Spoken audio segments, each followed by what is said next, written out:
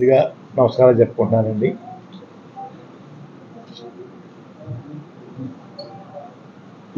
ముఖ్యమంత్రి గౌరవనీయులు జగన్మోహన్ రెడ్డి గారి పిలుపు మేరకు వైసీపీ పార్టీలోకి చేరడానికి నిర్ణయం తీసుకున్నానండి.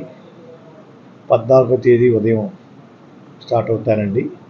ఈవినింగ్ 4 to 6 మధ్యన పార్టీలో జాయిన్ అవ్వడానికి వెళ్తున్నానండి. ఆ విషయం మీ ద్వారా నన్ను అభిమానించే వారందరికీ తెలియపరచమని కోరుకుంటున్నానండి. 14వ తారీఖు అండి, ఉదయం 8-9 మధ్య స్టార్ట్ అవుతానండి.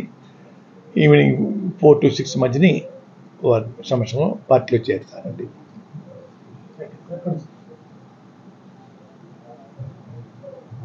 తాడేపల్లి అనుకుంటానండి, ఇంకా ప్లేస్ వెన్యూ చెప్పలేదండి. వెళ్తున్నామండి. ఇంకా నేను ఇంకా పిలుపు ఇవ్వలేదు సార్. నిర్ణయం తీసుకున్నానండి. మీరు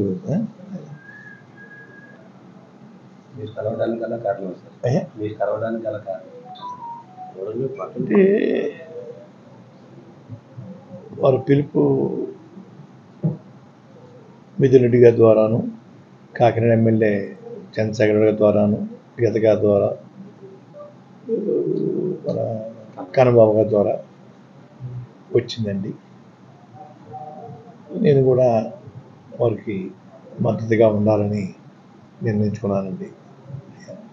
ఇంకా మంచి మంచి పథకాలు, సంక్షేమ పథకాలు ఇంకా పేదవారికి అందించేలాగా నా వంతు నేను కృషి చేయడం కోసం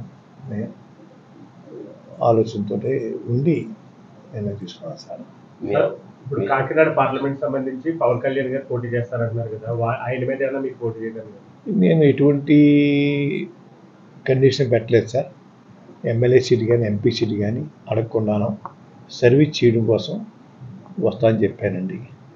భగవంతుడి దయ వల్ల వారు మళ్ళీ అధికారం రావాలి, వచ్చిన తర్వాత వారు ఏదైనా ఇస్తే తీసుకోవడానికి సుముఖంగా ఉన్నాను తప్ప ఇప్పుడు మాత్రం ఎటువంటి సీటు నాకు కానీ నా కుమారుడు కానీ అడిగే ఉద్దేశం పెట్టుకోలేదండి. అన్కండిషనల్గా నేను చేరడానికి నిర్ణయించుకున్నాను సార్.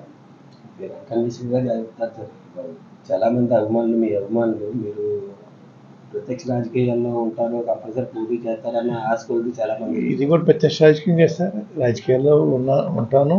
వారి తరఫున, ముఖ్యమంత్రి గారి తరఫున ప్రచారం వెళ్తాను సార్. రాజకీయాల్లో ఉన్నట్టే కదా సార్.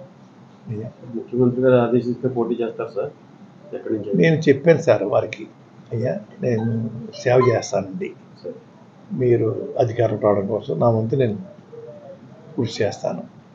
ఎటువంటి పదవి కాంక్ష నాకు కానీ నా కుటుంబం లేదు. తర్వాత అధికారం వచ్చినంత మీరు ఇవ్వాలంటే ఇద్దరు కానీ, అధికారం వచ్చినా కూడా నేను అడగనండి, మీ అంతా మీరు ఇవ్వాలంటే ఇవ్వండి అని ఏ కండిషన్ పెట్టలేదు సార్. Okay sir.